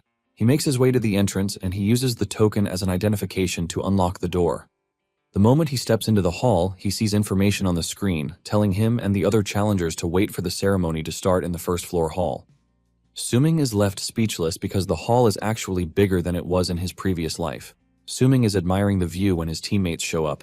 Suming teases Jiao, saying she came early, but Jiao yells at him, saying he is the one who came really late because they have been there for a long time. It turns out that they have been waiting for him to show up like forever. In addition, the trio has become somewhat friends after what they went through together. Jiao adds that it would also be better for them to look out for each other because they don't know what to expect. Suddenly, Zhang shows up from behind, throwing a punch at Suming. However, Suming gets out of the way before he is hit. Zhang's punch hits the ground, and this catches everyone's attention to the fact that someone is already causing commotion in the prestigious hall. Jiao demands to know why Zhang is acting all weird, and Zhang tells Suming that he is there to avenge what he did to his girlfriend. Zhang starts to manifest his weapon to show just how serious he is. Zhang threatens to finish Suming right there and then. Suming then tells the dude that it is not the day for them to resolve their issues yet. Just then, the system in the hall detects conflict, and since fighting is not allowed in the hall, the prevention mechanism kicks into place, delivering a stunning voltage into Zhang's body. Zhang crashes to the ground, but before he passes out, he tells Suming not to think he has escaped just yet. Suming knows that it might not appear that anyone is welcoming them, but it is evident that they are being watched. Surprisingly, Cheng is also in the distance, observing Suming and his group. Suming then tells his teammates to follow him to the seats. Jiao asks him why they are heading to the seats when the ceremony has not even started yet. Apparently, they are supposed to read the guide for challenging the Sky Tower Assembly, but Suming mentions that there is no need to queue with the lots, since the secret lies in the seats. Jiao is surprised at how Suming knows this again, and she asks him if it is not his first time coming to the hall. Suming ignores her question and tells her to watch closely after sitting quietly on the seat for a period of time, because the Sky Tower selection system will appear right in front of them. Just as he said, the window appears in front of Suming, welcoming him to the Sky Tower Assembly Initiation Challenge. The moment Jiao's window appears too, the other two quickly take their seats. Suming reveals that completing the 100-layer tower floor challenges is what is going to determine their ranking for entering the assembly later. Jiao is lost when she hears this, and Suming explains to her that it is basically a tower climbing competition. The higher the floor that is challenged, the higher the final grade obtained. However, if they all reach the same floor, the duration it takes them to get to the floor will be used to judge the whole thing. Jiao is surprised to hear that the time taken to climb is also a consideration in the whole thing. It immediately dawns on her that they should already be challenging the towers while the others are still lost on what to do. Suming confirms this, saying the ceremonies are just the Sky Tower Assembly's way of testing the challengers' observation and adaptability skills. Suming mentions that waiting for the ceremony to end before looking at the guide basically means that they are a step behind. What the assembly wants to see is the challengers' ability to observe the environment, find methods, and seize the initiative. Suming then asks the trio if they are willing to team up with him to climb the tower just like they did in the novice dungeon. Yunqing quickly agrees to this, saying she feels safe following Suming. However, Yanze mentions that he would not be teaming up with Suming. They ask him why he is making this decision, and he reveals that in the novice dungeon, it was all thanks to Suming that they were able to rise to a high level. Basically, they relied too much on Suming's strength, but this time around, he says he doesn't want to drag Suming down. In addition, he wants to rely on his own strength to train and become stronger. Jiao then agrees with him, saying they need a true trial. Jiao then suggests that the three of them team up separately from Suming, just to make sure that they have a better win rate. Yanze agrees, and Yunqing has no choice but to join them too. Once it is settled, Suming ends up going in solo, while the other three enter as a team. At the same time, Cheng is still locked onto them, and he is also preparing to start the challenge because he is not done with Suming just yet. Suming is the first to head out, and he wishes his teammates good luck on their paths.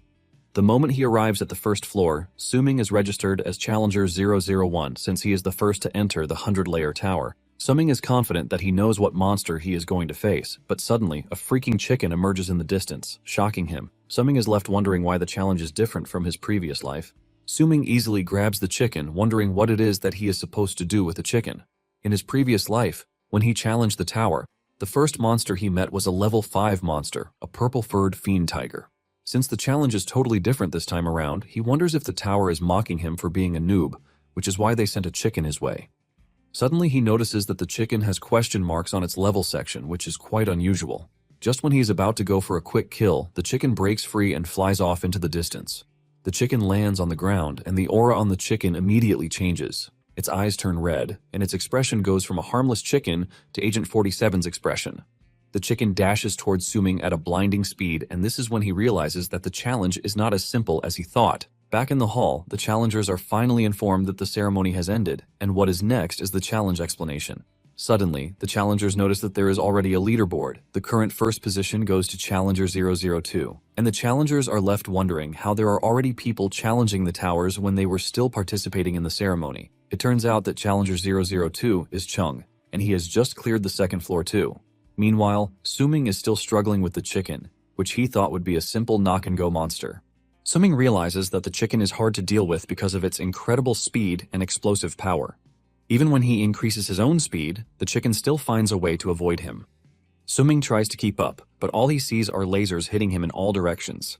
Suming is totally frustrated by this, and he knows that his current skills can't even do anything against the annoying chicken. Suming figures out that he needs a quick solution, because if he continues this way, the whole thing is going to drag on much longer than he wants. He is basically going to lose the time advantage he had by entering the challenge first if he can't find a way to get rid of the situation fast.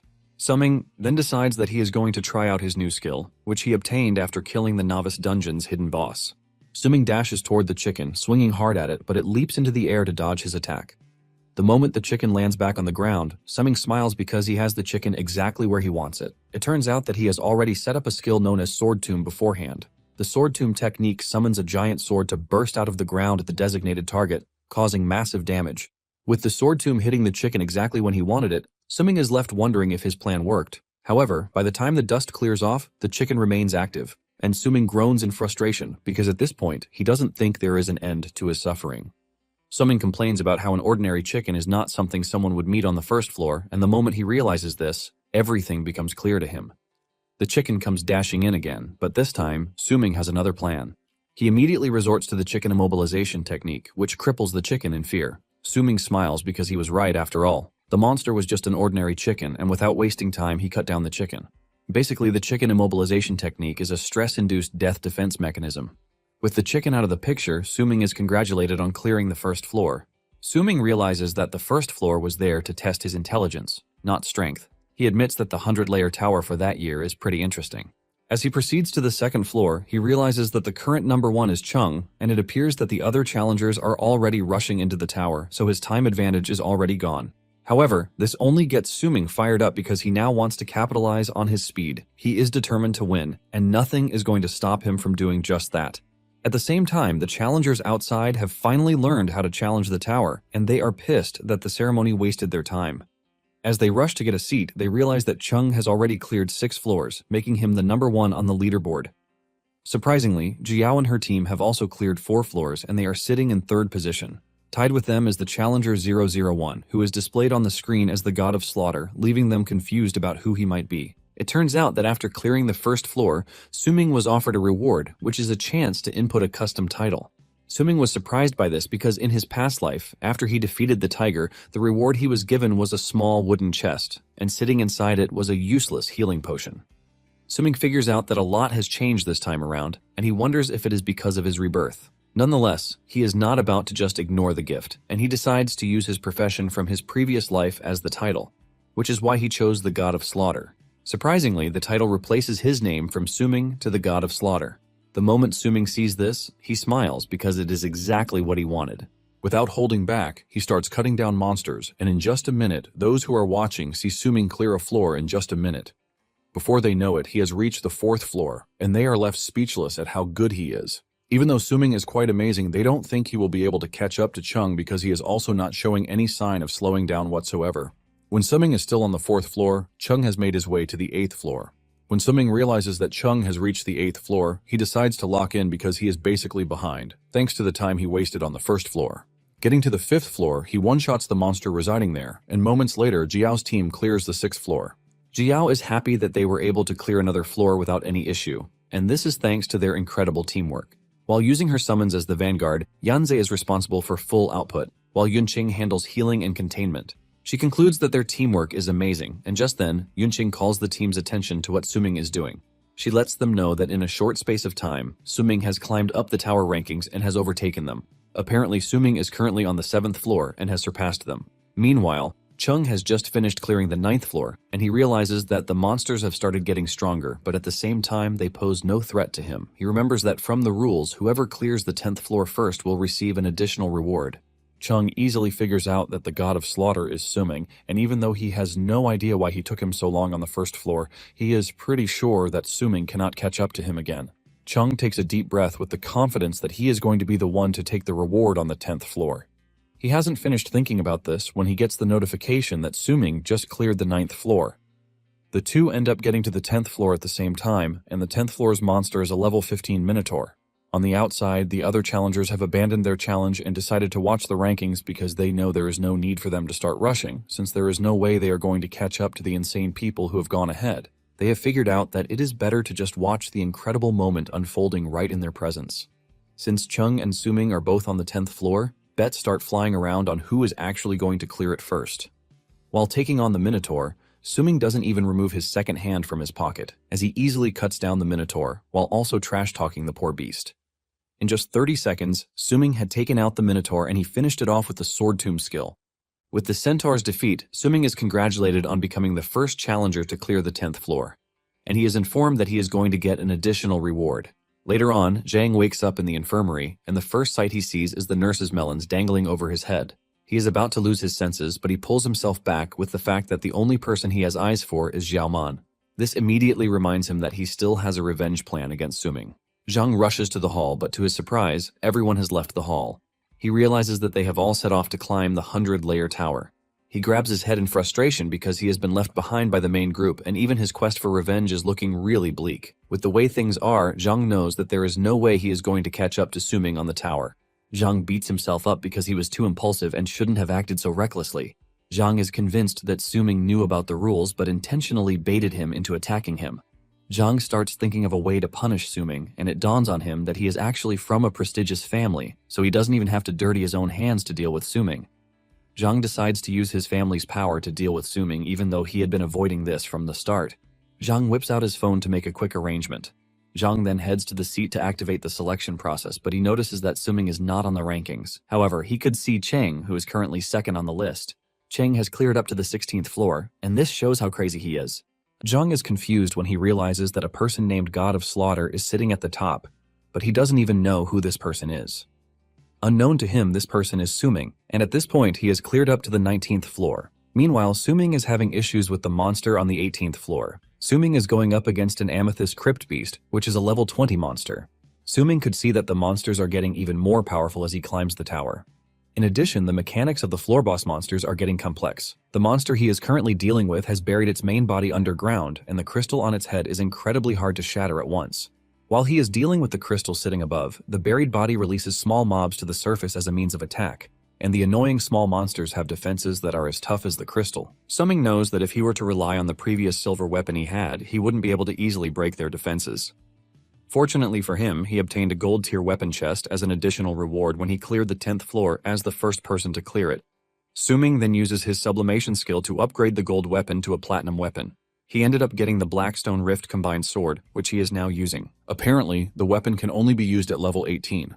Apparently, the weapon was once a long sword that broke in battle, splitting into two. Later on, a craftsman used a precious dragon scale as the core of the glue and forged it back together, thus returning the sword to its peak. The sword bears a formidable killing intent, and when joined together, it serves as a long sword, but when split in two, it serves as a short sword or dagger. It is basically a dual-type weapon, and thanks to the dragon scale that was embedded in it, it provides the dagger with a 200% fire attribute damage bonus. Using the weapon in its longsword state can greatly increase the weapon's execution attribute attack bonus, but at the same time, it sacrifices some attack speed. This is why it is not convenient when dealing with a large number of enemies. Suming then decides to split the sword in two to increase the attack speed by 50%, while sacrificing the slashing attack by 30%. Even though the attack power has reduced, Suming is relying on the combined bonus from his other talent, Sword Body, to boost the attack. Basically, he is able to enjoy speed and attack side by side. Meanwhile, on the 17th floor, Chung has found himself in a standstill against the level 18th monster, which is a treant. Chung could see that he had reached his limit already. The treant's weakness is fire, but he is currently going solo, so he doesn't have the skills to deal with it. Cheng is also pissed that he hasn't been able to obtain any distinctive reward that increases his attributes. When he cleared the 10th floor, he was only given a silver chest reward because the gold reward had been given to Suming. As if his luck wasn't bad enough, when he opened it, he realized that the reward was a magic-type accessory that had nothing to do with his power. Standing in front of the treant, Chung figures out that he can no longer push himself further if he wants to keep his life. Without delay, Chung pulls out on the 17th floor, and at the same time, some other challengers stop at the floors where they believe they can no longer go forward. There are challengers who managed to reach the 11th floor, but ended up pulling out to avoid dying. Back on the 19th floor, Suming finally breaks the crystal, giving him access to the annoying monster that has been hiding underneath forever. He wastes no time activating the sword tomb to push out the true body of the monster. Suming takes down the defenseless monster and goes ahead to clear the 19th floor. After clearing the floor, Suming realizes that Chung had stopped 2 floors back. This tells Suming that after the 10th floor of the layer tower, the difficulty gets more insane, and he is actually impressed that Cheng was able to reach where he got to on his first trial. Suming figures out that the 20th floor is his threshold, according to his past experience. After the 20th floor, the difficulty of the other stages would increase exponentially, and for his current attributes and level, getting to the 19th floor is already his limit. However, he wants to try out the 20th floor because he has a nostalgic skill that he would like to try out. By the time he got to the 20th floor, Suming was forced to exert twice the force and strength he had used since he started the challenge, but he couldn't even get the floor master to move. He has used sword control over and over, but the floor master easily blocks all of his attacks while remaining in the same location. Even when it appears that his strength is not enough, Suming tries to break through with speed, but this is also quite useless. The floor master is basically blocking his moves as if he has 10 hands. It turns out that the floor master is a gatekeeper knight, and he is a level 25 opponent. The knight soon uses a powerful skill against Suming, and this is when Suming realizes just how overwhelming the knight's power is. Suming tries to block it at some point, but he gets pushed back really hard. Suming's health bar drops rapidly, and he realizes that with his current abilities, he can't defend against the monster's skill attacks. On average, being hit just once by the knight takes away 1/3 of his health, and with his current health, he figures out that he only has 1 hit left. Suming realizes that even though he has experienced rebirth, he still can't fight monsters above his level in the tower. Suming is not entirely surprised because he already expected this. However, the reason he decided to try out the 20th floor, even though he has no chance of winning, is to use his new skill, which can only be used at level 20. This was a skill that was his favorite in his past life, and it is called the God of Slaughter's Strike. Suming activates the skill, manifesting a giant energy sword that stands tall above the enemy. When Cheng returns to the hall, he sees everyone roaring at how incredible Suming is because he is still challenging the tower even though it has gotten really tough. Since they don't know who the God of Slaughter is, they start wondering where he came from and how he is able to challenge the 20th floor on his first trial. Cheng is pissed that Suming actually has the strength to take on such a daring challenge. He is watching from behind when one of his classmates arrives, teasing Chung, talking about how surprised he is that Chung actually lost to someone because it has never happened before. Back on the 20th floor, Suming's attack actually landed, and he takes 1/3 of the knight's health bar, but he is also about to lose his life. Suming concludes that it would be better for him to give up at that point, since even the God of Slaughter's strike couldn't take down the knight. Suming brings up the status window, and he withdraws from the challenge, admitting defeat. Just then, something shocking happens. The knight tells Suming that he didn't lose, but at his current level, his attributes are completely insufficient. The knight tells Suming that he currently cannot unleash the true power of his skill, and Suming is left in shock because he doesn't understand how the knight is able to talk. As he is teleported away, the knight tells him that he will be eagerly waiting for him to challenge again in the future. Moments later, Suming returns to the resting area, and as he steps out of the portal, the other challengers receive the update that the God of Slaughter has failed the challenge. Even though he withdrew on the 19th floor, they are still impressed that he was able to make it up to that point. They start asking who the God of Slaughter is, and it dawns on them that it would be part of those who just teleported back. The challengers move around, asking those who have just arrived if they are the God of Slaughter, but none of them could deduce that it was Suming. Suming is glad that he actually got rewarded with the title change on the first floor because it has saved him from the desperate challengers who want to know who he is. Even though he has the total concealment skill, he can't use it in the tower because it only works in the dungeon. Just then, Suming realizes that Jiao and her team are still challenging the tower, and they are currently on the 14th floor. Suming is impressed by this because it shows how much they have improved so far. Since they are playing safely and steadily, he believes that they will be able to climb higher. Suming then decides to proceed to the next phase because, as a level 20, his second profession change attribute boosting task has appeared. Chasing convenience, he decides that he is going to choose to complete a subjugation quest, which is located near the target destination of the second profession change quest. Suming checks out the list, and he is surprised that the subjugation quests that are currently available are from D to F ranks. After checking out the locations, he figures out that he can only pick one, and he decides to choose the subjugation quest D17. The quest requires that he hunt a Python King in the Nanli District Wilderness Forest, and the reward for this is 10,000 Advent coins. In addition, he's going to get a random Platinum skill scroll. The system then informs Suming that the Sky Tower Assembly token has been granted permission to enter and exit the 100-layer tower area at any time. With this, he now has the permission to enter the Illusionary Realm. The Illusionary area is a place that can connect to the Sky Tower Assembly area but has a different appearance from the real world. Basically, before the Day of Awakening descended, the real world was originally a place where humanity lived, but when the Awakening began, various unexplainable anomalies like dungeons, demons, and monsters showed one after the other in the original real world.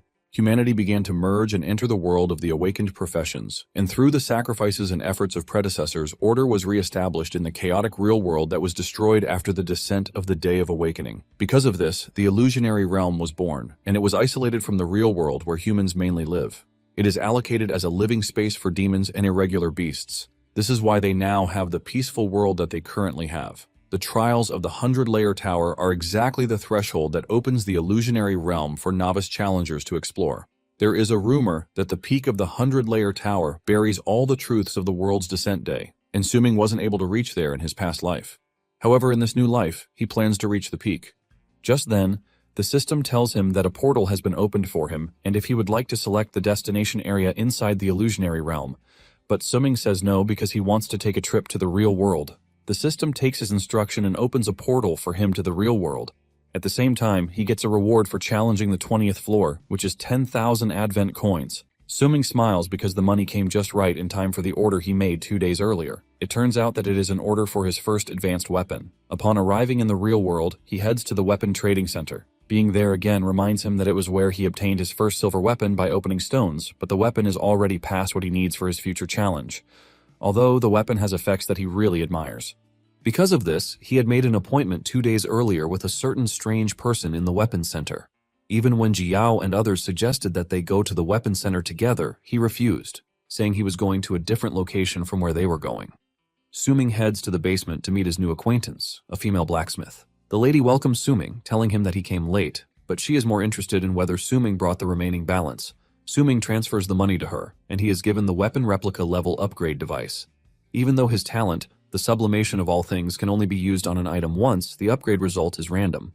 Since he wants to retain the effects of the silver sword he was using, while still being able to upgrade the weapon, he resorts to using the upgrade device. The device increases the item level and replicates or retains the original item's skill attributes. Skill-based attributes will also increase randomly as the item upgrades. By using the device, Suming is able to upgrade the sword further. Suming is glad that the whole process was successful, and it turns out that the only person who can create the upgrade weapon is the blacksmith lady, Nahura, whose hidden profession is the 8-star forger. Nahura is surprised at how Suming was able to find her because she has been hiding out in the basement warehouse, silently researching forging. She asks Suming how he found her contact information and what gave him the confidence that she would be successful in making the weapon replica level upgrade device. Nahura says the material costs needed for the device add up to over 10,000 Advent coins, and she never expected a student like him, who has just awakened, to be willing to spend such a huge price. Nahura expresses her shock that he trusted someone he didn't even know, and Suming teases her, asking her why she thinks they don't know each other. Nahura replies that her memory is not failing her yet, so she is pretty sure.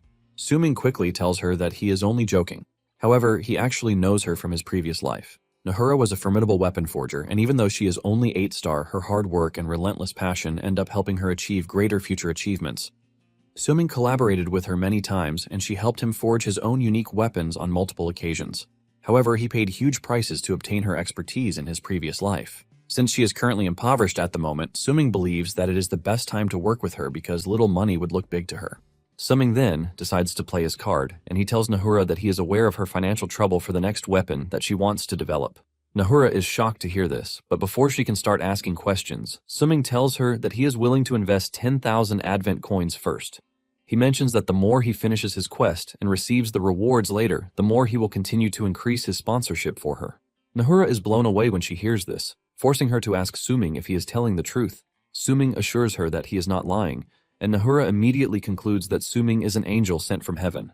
However, Suming tells her that he has a condition. He tells her that in the future, when he needs her help to forge weapons, she must give him a 70% discount on the forging price. Without thinking too much about it, Nahura immediately agrees to the deal. Later on, Suming visits the illusionary area to continue his quest. He is blown away when he steps into the realm because even the trees are insanely big. Just then, the scent of blood crosses his nose, and he checks out the map to know where the subjugation location is. He realizes that it is in the south, but thanks to the big trees, he can't fully understand the terrain.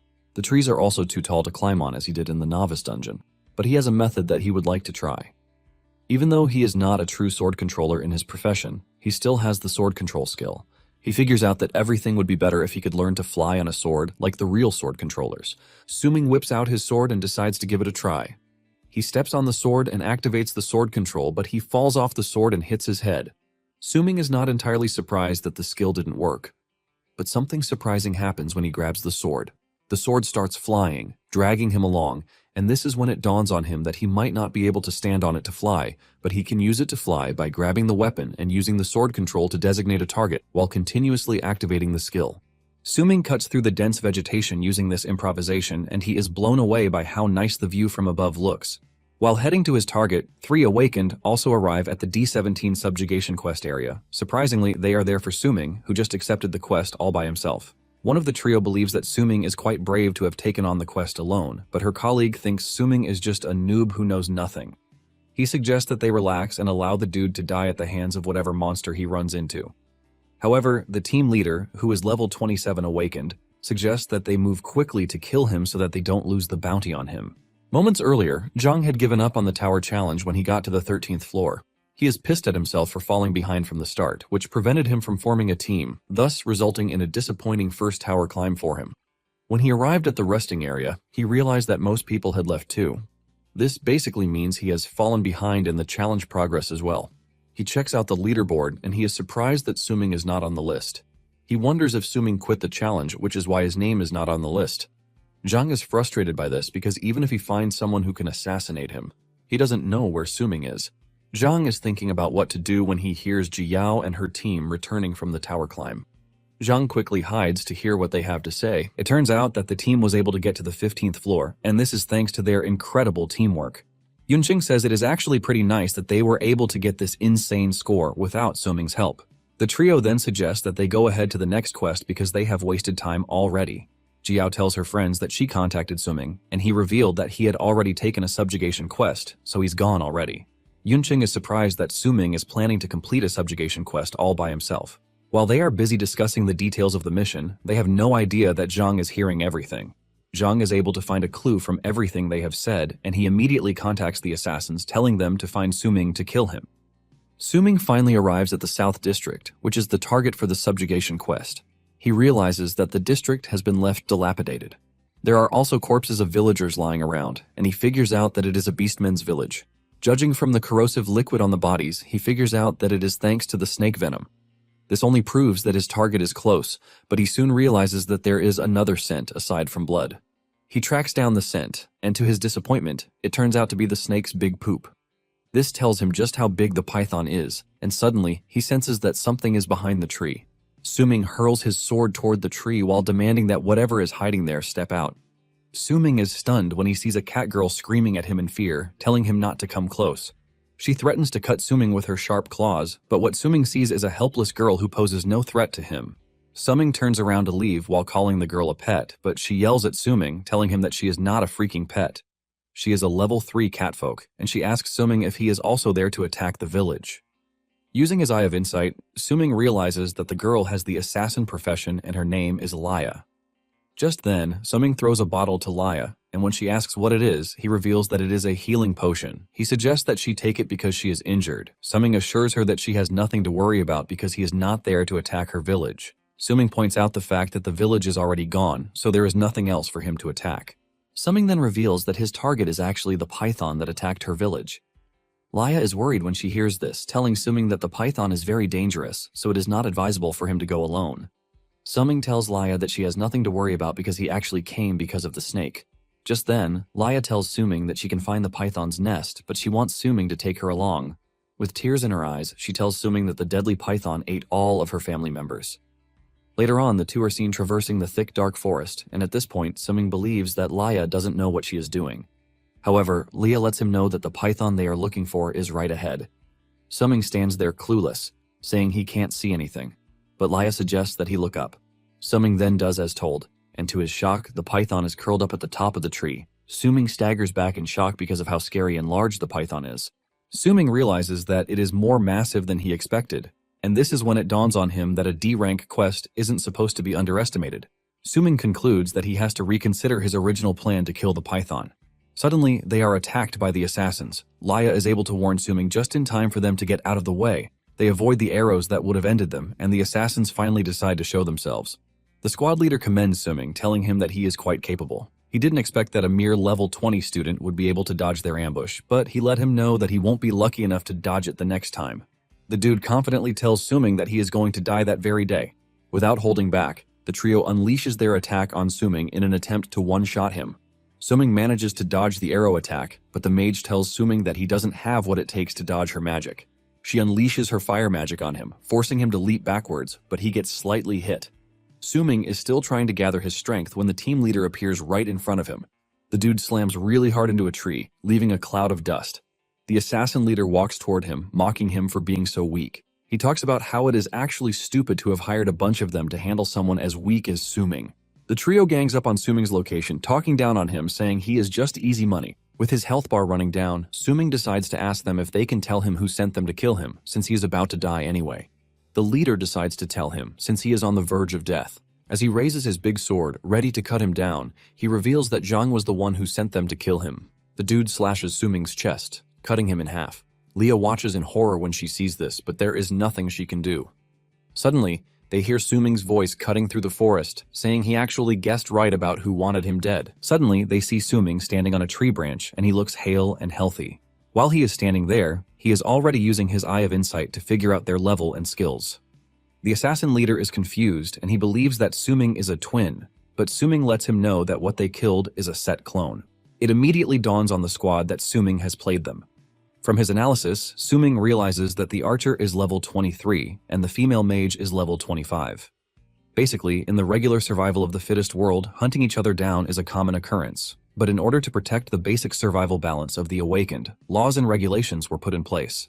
The level difference in conflicts is not allowed to go beyond 10 levels. If the rule is broken, the violator is declared wanted globally. Since their levels couldn't exceed level 30, Suming figures out that the team leader, the level 27 armored swordsman, has the highest level among them. With this, he decides to start with the assassin with the lowest level. Suming leaps off the tree and goes straight for the archer. He places his sword on his neck, telling him not to make a single move. He reminds the dude that fatal spots are not measured by the health bar, so any sudden move means he is dead. The mage screams at Suming, calling him a despicable person, but Suming reminds them that they were the ones who conducted a sneak attack on him. So they are actually the despicable ones. The swordsman then decides to play the bluff game, telling Suming that he just awakened, so there is no way he would have killed someone before. The dude says taking a life for the first time is not something pleasant, but Suming shocks him as he cuts the archer's neck to let them know that he is not messing around. Suming replies to the dude's claim with a smile on his face, telling him that he takes pleasure in killing, so it means nothing to him.